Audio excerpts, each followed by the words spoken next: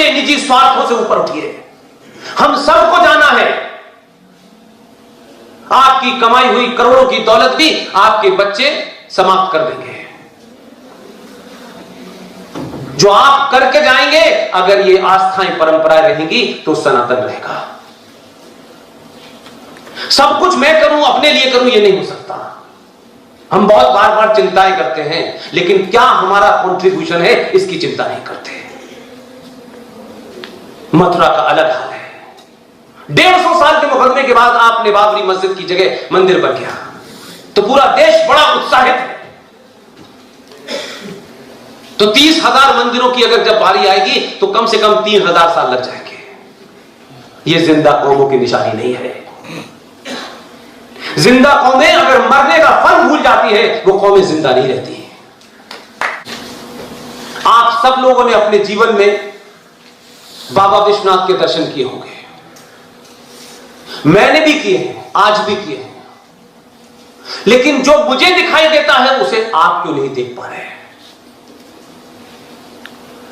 हमारे घर में एक छोटी सी पूजा करते हैं, छोटी सी किसी भी चीज की पूजा करते हैं। उस पूजा में जरा सा विघ्न पड़ जाता है, कोई अनहोनी हो जाती है, तो हम कहते हैं कि नहीं, अब पूजा ये नहीं रही, या तो दोबारा करेंगे या किसी और शुभ दिन करेंगे। यही करते हैं, छोटा सा विघ्न भी।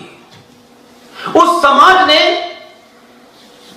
आप चाहते हैं कि भगवान के मंदिर जाएं और भगवान आपको आशीर्वाद इतना दें, आपको, आपके राष्ट्र को, आपके शहर को फल फूलों से भर दें, खुशहाली से भर दें। लेकिन मुझे बताइए, क्या मैंने सोचा हम कितने कायर लोग हैं? क्या हमें कभी इस बात की गिलानी नहीं होती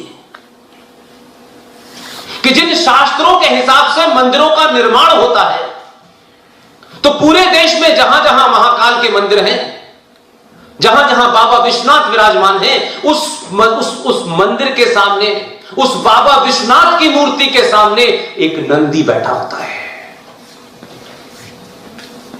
मैं इस मंदिर में जब भी जाता हूं तो उस नंदी की तरफ देखता हूं।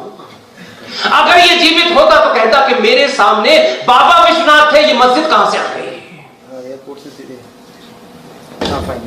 क्या उस नंदी की लाचारी में आपको कभी दुख नहीं होता?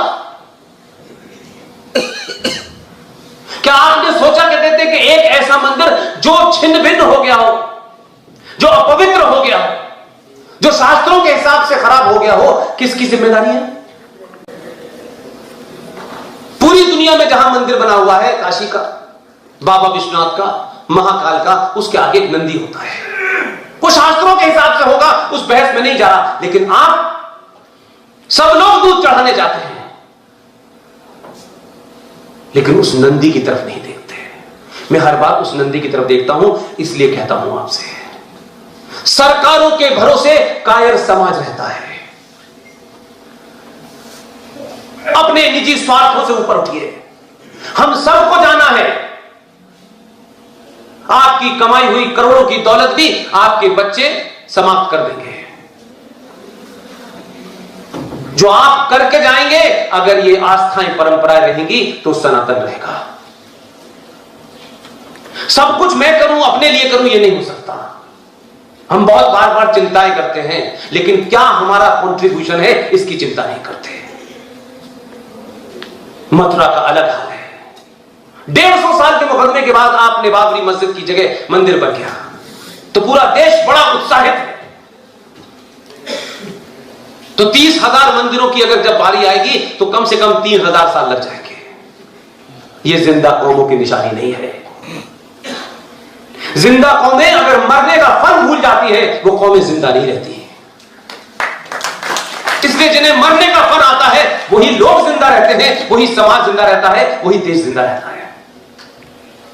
और जो कौमें ये ढूंढती हैं कि मरने का काम भगत सिंह का है, सुभाष चंद्र बोस का है, हमारा काम तो फूल लगा करके 19 साल प्रधानमंत्री बनना है, तो भाई साहब फिर दुनिया में लोग आपको, जो आपका हशर हो रहा है वो फिर सही हो रहा है। लेकिन गलत या सही, पूरी दुनिया आज भी, पूरी यूरोप आज भी आपको 1947 के पिताजी की संतान नहीं मानते। आपको जो 1947 में पिताजी आए, उन्होंने कहा कि सब बाकी तो मेरी संतानें हैं। आप विदेशी अखबार पढ़िए, मैं तो बीबीसी वगैरह में रहा तो इसलिए मुझे बाहर का ज्यादा अंदाजा है। पूरी दुनिया आज भी आपको उस भारत से जानती है जिसने जीरो का आविष्कार किया, जिसने सूरज और जमीन की दूरी बता दी। 1948 में नासा आया है। 1948 में, क्या 1948 से पहले कुंभ नहीं हो रहा था? एक गांव में हमारी माँ और दादी और नानियों ने, जिन्होंने जीवन में कोई क्लास नहीं की होगी, 5 रुपए के पंचांग को देखकर घर में बता देती है कि कल सूर्य ग्रहण होगा और इतने बजे से इतने बजे तक होगा और इस दरमियान ये मत करना। हमने उसे मूर्ख समझ लिया क्योंकि हमें नासा पे भरोसा है, हमें अंग्रेजी बोलने वालों पे भरोसा है। आज वो हमको बता रहे हैं ऑर्गेनिक फूड खाना चाहिए, इसलिए हमें समझ में आ रहा है ऑर्गेनिक फूड। अरे हम तो ऑर्गेनिक ही फूड खाते थे भाई, लेकिन पूरा समाज अपने बच्चों को सेंट फिडेलिस कॉन्वेंट स्कूल में दाखिल कराने के लिए भागा जा रहा है, भागा जा रहा है। हमें आधुनिक शिक्षा चाहिए। शिक्षा का मतलब क्या है? मार्कशीट पे 100 में से 100 नंबर आ जाना, नौकरी में जाना, समाप्त हो जाना। आपने अपनी बुद्धि का इस्तेमाल एक सिस्टम के लिए क्या चले गए? राष्ट्र के लिए क्या किया आपने? वो तो अगर आप नहीं होंगे तो आपसे कमतर आ जाएगा। और अब तो ऐसा आ गया कि 22 में 100 में से 22 नंबर है, वो भी टीएम बना हुआ है, तो राष्ट्र वो भी कर रहा है। 1991 में जो प्लेसेस ऑफ वर्शिप एक्ट आया, उसको हमारी टीम के एक साथी विष्णु शंकर जैन ने चैलेंज किया है। सुप्रीम कोर्ट ने एक्सेप्ट कर लिया। मेरी विनती है आपसे, मैं बार बार एक ही बात कहता हूं, ये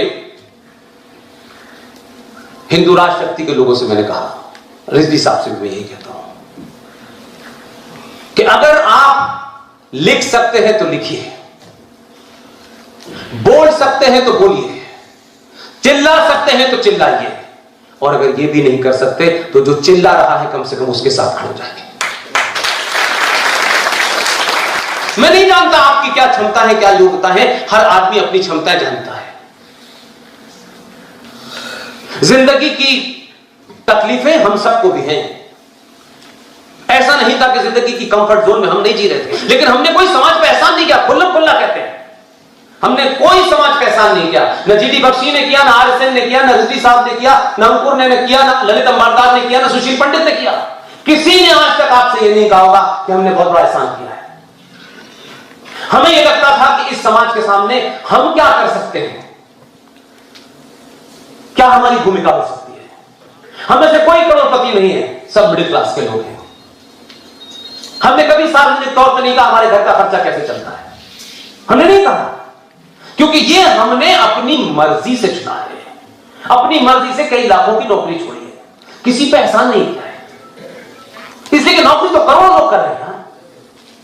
जो नौकरी नहीं भी करते वो भी जिंदा रहते हैं, वो भी भगवान उन्हें अपने समय से बुलाता है, और जो करोड़पति होते हैं उनको भी भगवान बुलाता है। लेकिन उसके बाद क्या है, तो हमने अपनी भूमिका को चुन लिया है। हम समझते हैं कि इसको हम ईमानदारी से करते रहें, पूरी ताकत और शिद्दत के साथ करते रहें, और लोगों के सामने उन बातों को रखें जो लोगों को पता नहीं है, जिसकी वजह से गुमराह है, जिसकी वजह से